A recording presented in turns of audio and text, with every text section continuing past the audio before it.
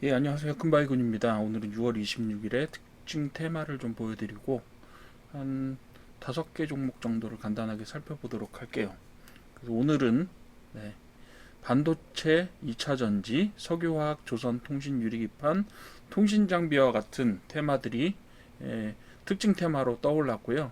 그리고 상위에 그 상승률 종목들은 하이퍼코퍼레이션이라든지 텔콘 RF제약, 에이비온, 오로라 이연제약 같은 것들을 좀 주목해 볼 만한 종목으로 삼았습니다.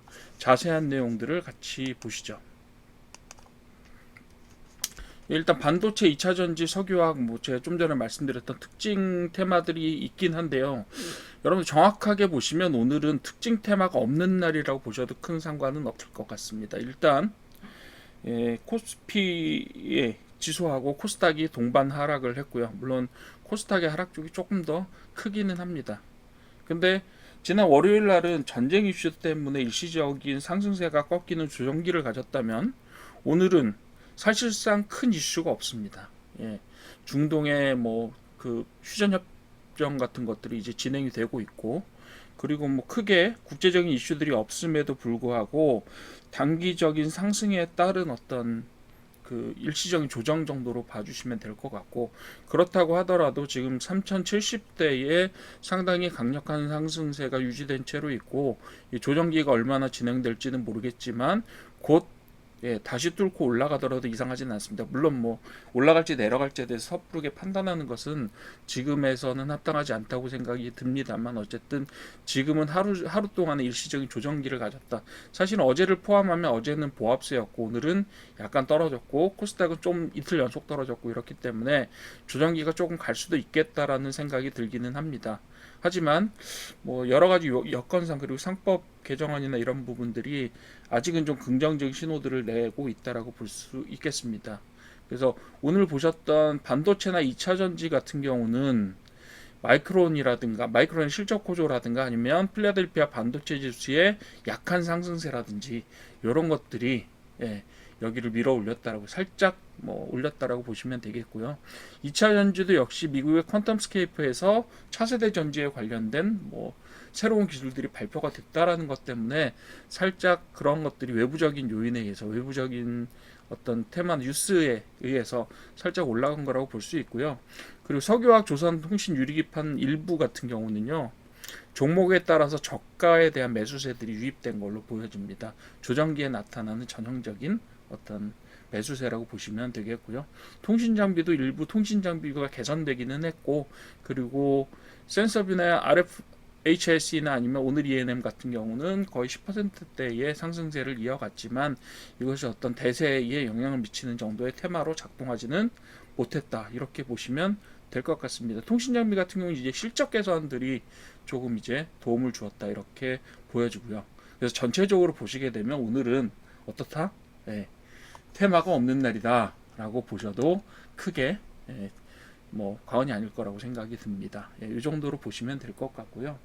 오늘은 뭐 이렇게 크게 오른 테마도 없고 계속해서 저희가 지금 테마를 잡을 때 거의 뭐 8개 테마, 6개, 적어도 6개의 테마 이런 식으로 상승 테마들을 잡아왔고 그 중에는 AI라든가 아니면 스테이블 코인이라든가 이런 굉장히 중심적인 테마들이 있었는데 그런 테마들이 오늘은 다들 조정세를 갖고 있다. 이렇게 보시면 될 것 같습니다. 종목별로 한번 보시죠. 첫 번째로 저희가 봐야 될 거는 하이퍼 코퍼레이션이라고 하는 회사가 되겠습니다. 하이퍼 코퍼레이션 보신 분 혹시 있을지 모르겠어요. 오늘 보신 왜냐하면 최근에 나타났던 다른 종목들 있잖아요. 예를 들면 텔콘 RF 제약이라든가 아니면 에이비온처럼 뭐 4연상을 한다든가 3연상, 4연상, 뭐 5연상 이런 식으로 가는 종목들이 아니라 거의 바닥에 있다가 새롭게 오늘 거래량이 발생하면서 거래량이 좀 발생을 했죠. 여기 거래량이 발생을 하면서 이제 상승으로 올라선 종목이라서 새롭게 주목받는 종목이 되겠습니다. 저기 지금 보시게 되면 이 회사는 영업이익이 계속해서 마이너스를 띠고 있습니다. 거의 뭐 한두 해 정도 중간에 영업이익이 플러스가 된 적이 있지만 사실상 하이퍼코퍼레이션은 계속해서 마이너스를 띠고 있고 그래서 아직까지는 뭐 특별하게 상승이 왜 일어났는지 이런 부분들을 판단하기는 조금 어려운 부분들이 있습니다. 예. 이 하나 이제 요인이 있다라고 하면 바이오 중에서 지금 약간 저평가라기보다는 저가를 기고 있던 몇 가지, 즉 뭐 여러분들이 보시는 텔콘 RF제약이라든가 다른 이제 바이오 관련된 업종들이 이제 일시적인 상승세를 띠고 있는데 요거는 조금 보셔야 될 것 같아요.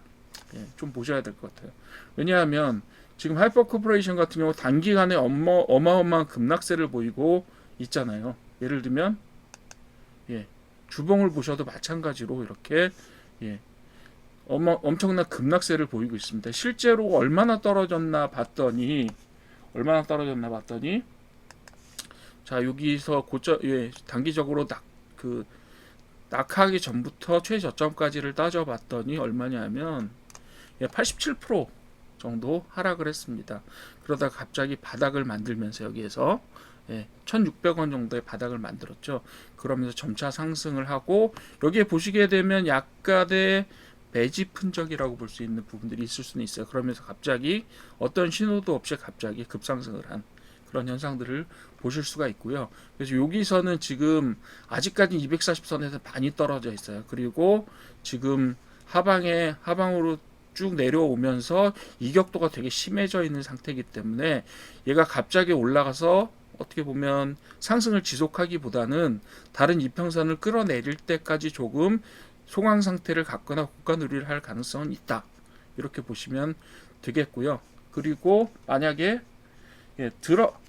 되게 위험하긴 합니다. 솔직히 위험하긴 한데 만약에 뭐 그 지지나 저항선을 잡아본다라고 하면 저항선은 여기서 이제 전고점이 이렇게 있죠. 대체로. 그리고 전고점을 잡을 수 없을 정도로 여기 급락세가 이루어져 있기 때문에 사실은 조금 요걸 가지고 기준으로 어떤 그 지지나 저항선을 잡기는 어렵습니다. 하지만 여기 보시게 되면 저항선 자체가 전고점들 두 개 하고 전고점이 여기 있고 여기에 저기들 있죠.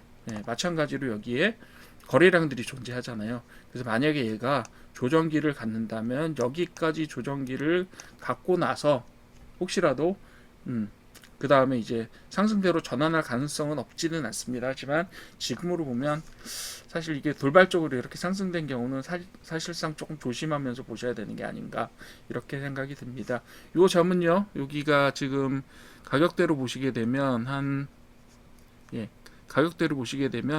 2,500원 정도 선이 될 것 같아요. 2,500원 선이 될 것 같고, 요 선은 최근에 올라간 장대 양봉의 중간선이자 최근에 올라왔었던 어떤 그 직전 고점들을 나타내고 있기 때문에 이런 분들이 앞으로 만약에 이게 그 상한가가 깨지게 되면 어떻게 보면 이런 부분들이 지지선으로 나타날 수 있다 이렇게 보시면 되겠고요. 두 번째로 오늘 상한가를 쳤던 텔콘 RF 제약하고 에이비온을 살펴볼 텐데요. 이 두 개도 사실상 비슷하고요. 그리고 텔콘 RF 제약이나 아니면 에이비온 같은 경우는요.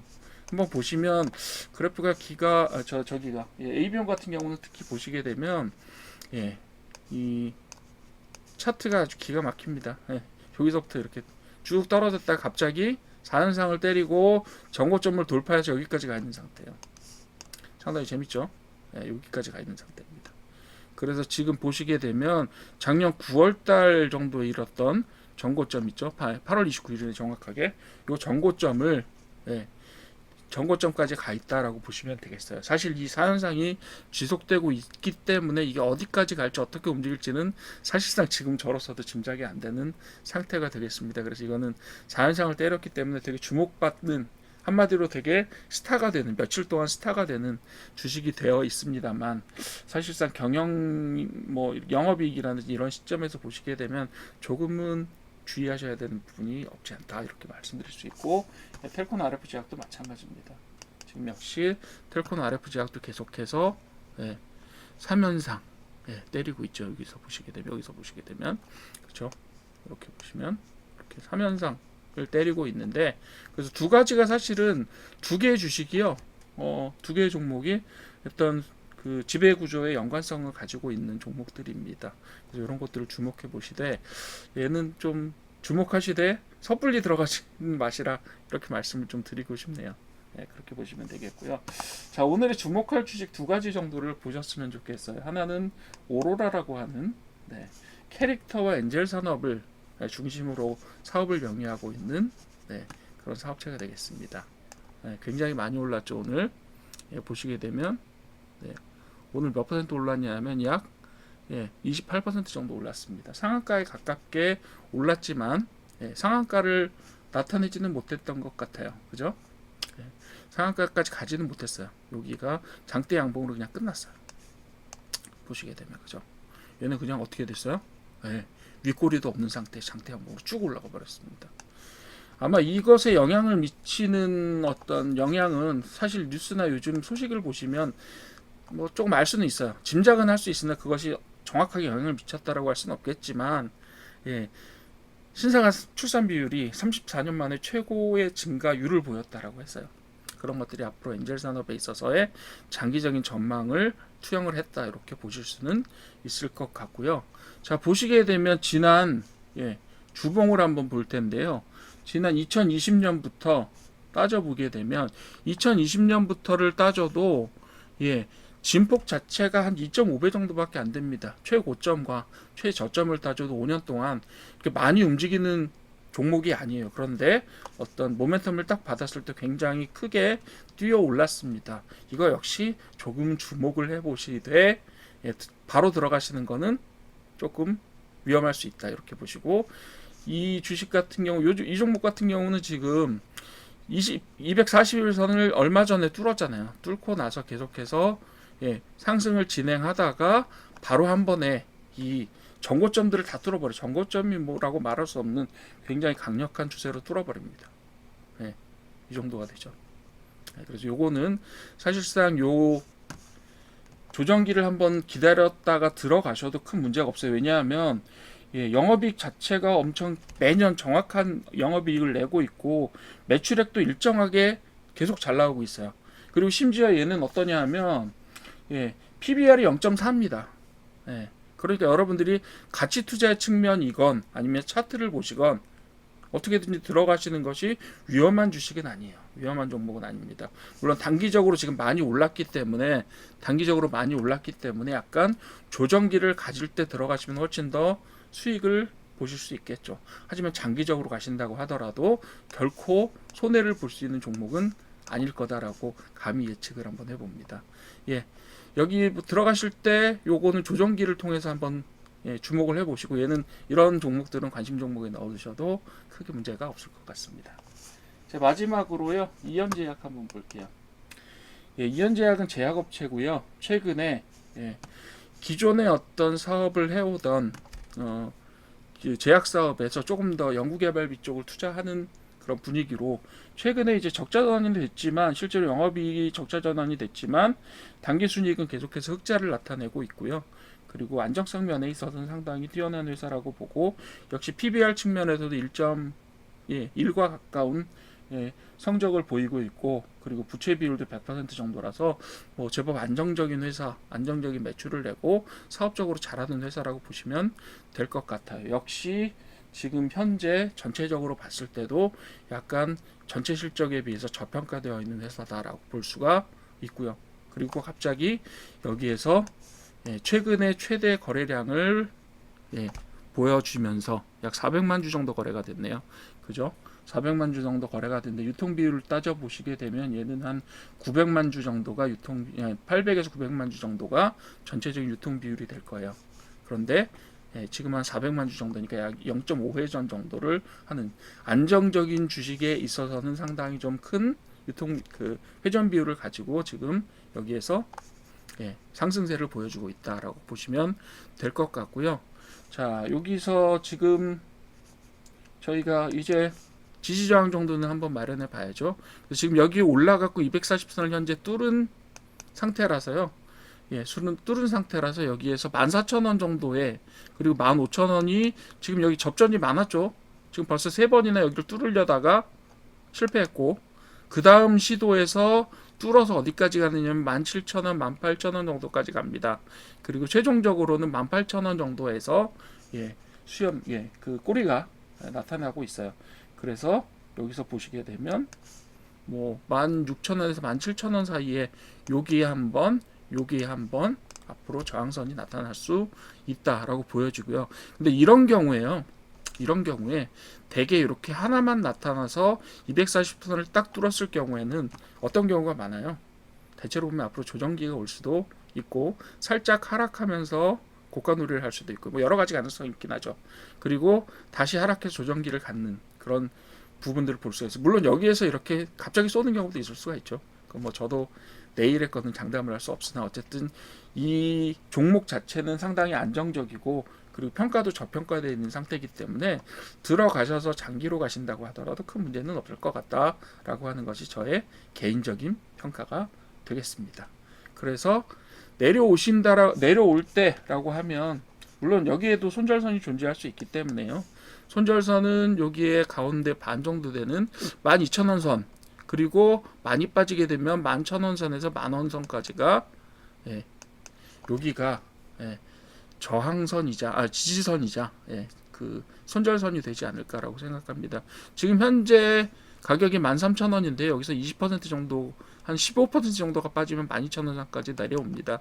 그래서 이런 것들을 손절선 혹은 지지선으로 삼아서 가져가시면 될 것 같습니다. 많이 빠지면요 11,000원 선까지 빠져서 조정이 들어갈 가능성도 있어요. 그런데 말씀드렸던 것처럼 240선을 아래로 내려 끌어당기면서 다시 지금 상당히 발산돼 있잖아요. 그죠? 한 번에 뚫었기 때문에. 그래서 이런 것들의 그 이평선들을 한 번에 모아서 힘을 모아서 가게 될 가능성도 있다. 이렇게 보셔도 될 것 같습니다. 그래서 오늘 특징 테마와 특징 종목들은 이 정도로 설명을 드리고요. 계속해서 제가 좀 테마에 대해서 준비를 하고 있는데 거기 준비가 끝나는 대로 제가 스테이블 코인이라든가 AI 테마에 대해서 설명을 드리는 시간을 곧 갖도록 하겠습니다. 그리고 제가 기본 분석을 조금 연기를 했었는데요. 기본 분석 연기된 부분들도 곧 제가 자료 준비되는 대로 만들어서 저 강의로 올려드리도록 그렇게 하겠습니다. 오늘도 수고하셨고요. 좀 도움이 되셨으면 구독하고 좋아요 부탁드리겠습니다. 그리고 궁금하신 점 있으면 언제든지 댓글로 질문 달아주시면 제가 성실히 보고 가능하면 빠른 속도로 응답드리도록 하겠습니다. 감사합니다.